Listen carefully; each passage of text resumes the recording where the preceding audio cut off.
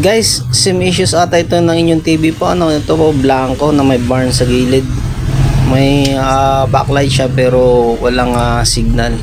Ito po yung blank image na tinatawag namin. Ito po yung ordinary na lang o laging nasisira sa TCL na blank image kasi yun nga po nagkakaroon ng diferensya sa screen. So itong ginagawa natin is panel repair, troubleshooting and panel repair.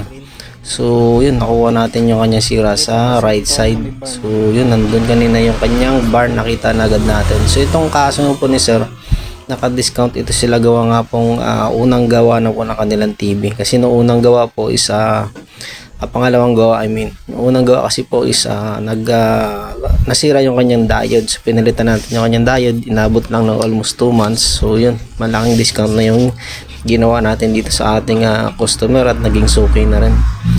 Almost 30% na lang yung siningil natin, hindi na gaano kalaki yan. So ganun din po ang mangyayari po sa inyo po pagka suki ko na kayo na akin, hindi na halos gaano malaki po at may mahaba po pong warranty. So yun, sa awa naman po ng Diyos, perfect pa naman yung kanilang TV, wala pa masyadong kaguhit-guhit. So ito pong ginawa natin, tape method na tinatawag namin.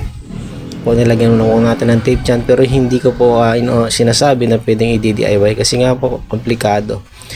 At pag hindi mo gaano magawa ng maayos, maaring lumala yung sira ang inyong TV. So ito naman ginagawa natin, ina-adjust natin sa low brightness, low backlight settings para lalo pang tumagal ang inyong TV, mga sir, mga ma'am.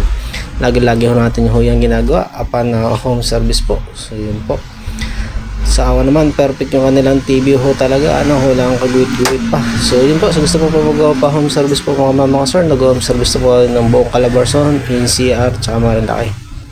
Tsaka yung ating shop po nasa Alapan 1B, Imus, Cavite. Ito po ang ating home service po nasa Bukandala, Camilla Subdivision, Imus, Cavite.